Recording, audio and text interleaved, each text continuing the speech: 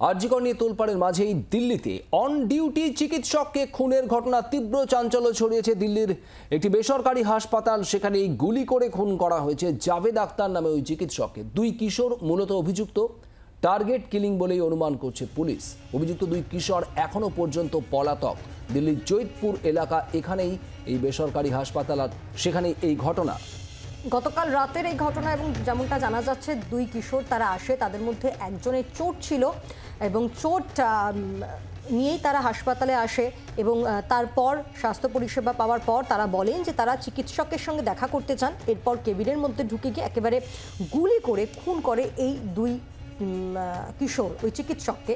সেক্ষেত্রে target killing আগে থেকে কেউ বা কারা হয়তো সুপারি দিয়েছিল, এমনটা প্রাথমিকভাবে মনে করছেন তদন্তকারী অফিসাররা। দিল্লির ঘটনা, দিল্লির জৈতপুরের বেসরকারি হাসপাতালের এই ঘটনা। আপনাদের মনে থাকবে যে আরজিকর কাণ্ডের পর থেকেই কর্মক্ষেত্রে নিরাপত্তার দাবি জানাচ্ছেন চিকিৎসকরা বারবার করে, আর এবার একেবারে বেসরকারি হাসপাতালে বেআব্রু নিরাপত্তা। আরজিকর নিয়ে তোলপাড়ের মধ্যেই দিল্লিতে অন ডিউটি চিকিৎসককে খুন, বেসরকারি হাসপাতালে গুলি করে খুন। নিহত চিকিৎসকের নাম জাভেদ আক্তার। অভিযুক্ত দুই কিশোর টার্গেট কিলিং বলে অনুমান। অভিযুক্ত দুই কিশোর এখনও পলাতক।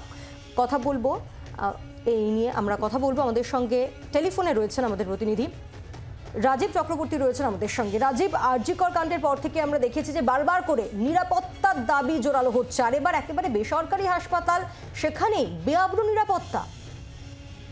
দেখো, সেরকমই ছবি উঠে এসেছে দিল্লিতে, রাজধানী, সেখানে দিল্লির কালিন্দিকুঞ্জ থানা এলাকার জৈতপুরের একটি বেসরকারি হাসপাতাল।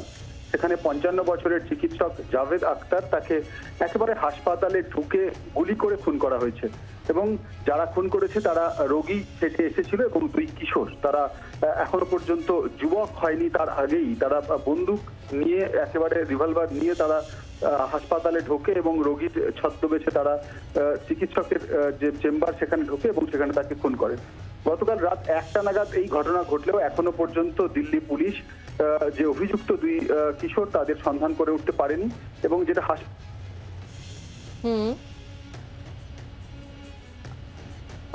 অর্থাৎ টার্গেট কিলিং এমনটাই প্রাথমিকভাবে অনুমান করা হচ্ছে, এবং সেক্ষেত্রে এই দুই কিশোর আগে থেকে রেকি করেছে এই বেসরকারি হাসপাতালে, তেমনটাও মনে করছেন তদন্তকারী অফিসাররা। কারণ বেসরকারি হাসপাতালের আশপাশে যে সিসিটিভি রয়েছে তার ফুটেজ সংগ্রহ করেছেন পুলিশ অফিসাররা, এবং তারপরে এই অনুমান করছেন তারা একেবারে প্রাথমিক স্তরে যে টার্গেট কিলিং, এই পুরো ঘটনার পেছনে কেউ বা কারা সুপারি দিয়েছিলেন, এই অনুমানও করছেন তদন্তকারী অফিসাররা।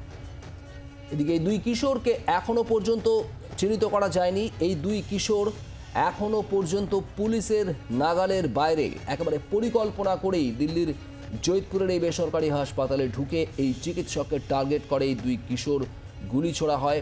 মাথায় গুলিবিদ্ধ অবস্থায় তাকে হাসপাতালে নিয়ে গেলেও সেখানে তাকে মৃত বলে ঘোষণা করা হয়। রাজীব, দুই কিশোর যারা মূল অভিযুক্ত বলা হচ্ছে, তাদের কোনো খোঁজ কি মিলছে? দেখো, এখনো পর্যন্ত দিল্লি পুলিশ তাদের সন্ধান করে উঠতে পারেনি। তবে সিসিটিভি ফুটেজ হাসপাতালের এবং ওই এলাকার তারা সেগুলো খতিয়ে দেখছে, এবং যেটা মনে করা হচ্ছে যে টার্গেট কিলিং এর এটি ঘটনা এবং একেবারে পরিকল্পনা করেই ওই চিকিৎসককে টার্গেট করেই হাসপাতালে ঢোকেছিল যারা দুই কিশোর, এবং তারা রীতিমতো একটা রোগী সেজে তাদের পায়ে ক্ষত রয়েছে, সেই ক্ষতের ড্রেসিং করাতে হবে এই গল্প ফেঁদে, এবং তার ড্রেসিংও করানো হয়, অর্থাৎ ক্ষত ছিল সেখানে যারা স্বাস্থ্যকর্মী নার্সরা ছিলেন তাদের ড্রেসিং করে দেওয়া হয়। তারপর তারা বলেন যে চিকিৎসকের কাছে যাবে, কারণ তাদের প্রেসক্রিপশন করাতে হবে, ওষুধ লেখাতে হবে। তারপরেই ওই হাসপাতালে রাত 8টা থেকে তিনি কর্মরত ছিলেন ডক্টর জাভেদ আক্তার, তার কাছে পৌঁছয় এবং সেখানেই গুলির শব্দ পেয়ে স্বাস্থ্যকর্মীরা, হাসপাতালের অন্যান্য স্টাফ তারা দৌড়ে যায়। ঘটনা।